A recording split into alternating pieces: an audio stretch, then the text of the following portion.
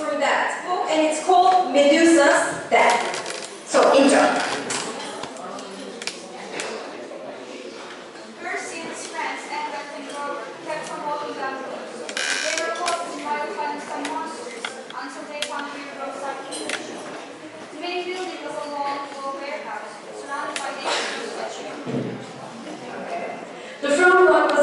Statues, 7 animals, 7 children, even a 7th satyr playing the pipes, which gave Grover the creeps. The neon sign was impossible for the demigods Percy and Annabeth to read, since they were dyslexic. However, Grover informed them that the sign said, Auntie Anne's Garden Gnome Emporium.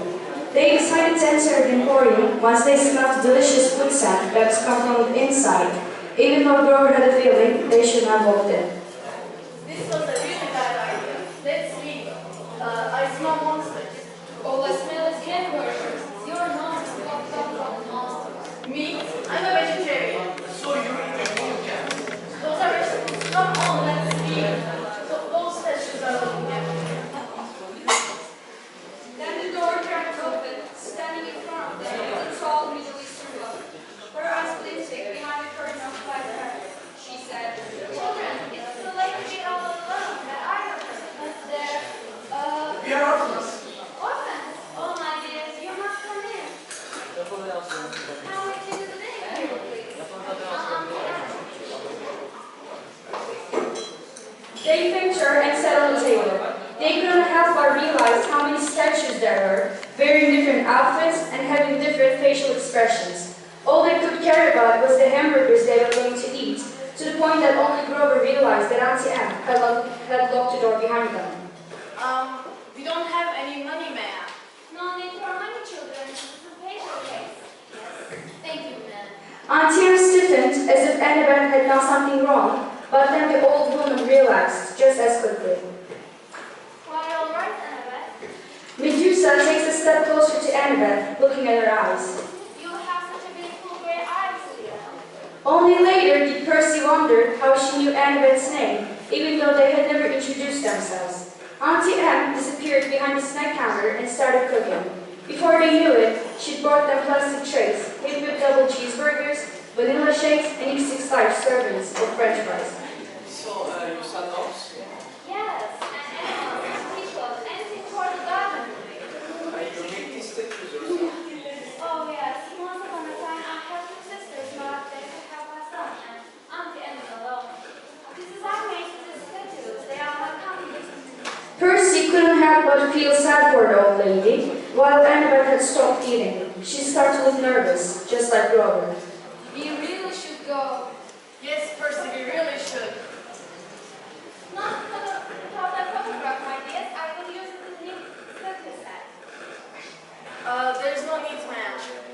Sure you can. It's just a photograph. Percy was annoyed that Grover and Annabeth were acting like this. Auntie Anne seemed like a really nice lady. He thought Annabeth was just being bossy and Grover was anxious, as he usually was.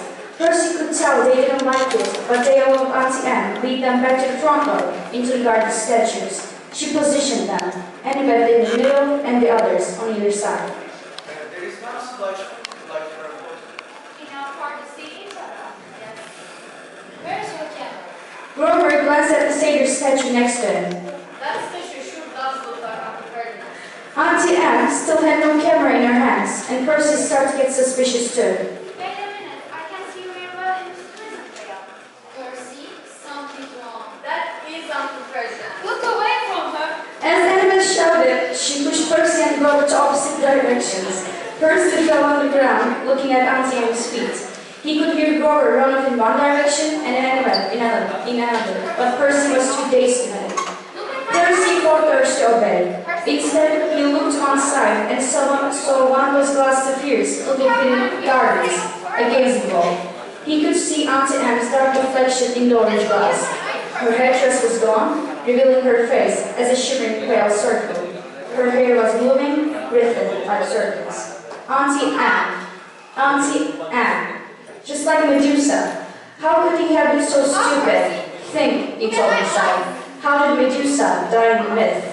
But he couldn't think. Something told him that in the myth, Medusa had been asleep when she was attacked by his namesake, Perseus. She wasn't anywhere near asleep now. He took out his sword, though he knew he wouldn't be able to do anything without looking at her. So he looked at the reflection of her from the mirror. He could see the reflection of her face now. It's too late. Look at my eyes. Percy, don't listen to her. Medusa lunged at Percy with artillery. Percy slashed up with his sword, heard a sickening shock, then a hiss, like wind, rushing out of a cavern, the sound of a monster disintegrating. Something fell to the ground next to his foot. It took all his willpower not to look. He could feel warm food soaking into his sock, little dying snakeheads tugging at his shoelaces. Annabeth came up next to Percy, her eyes fixed on the sky. She was holding Medusa's black veil. Very carefully, without looking down, she knelt and draped the monster's head in the black cloth, and picked it up. It was still dripping green juice. They put it in a box that was on the table, then headed out to the warehouse for their next adventure.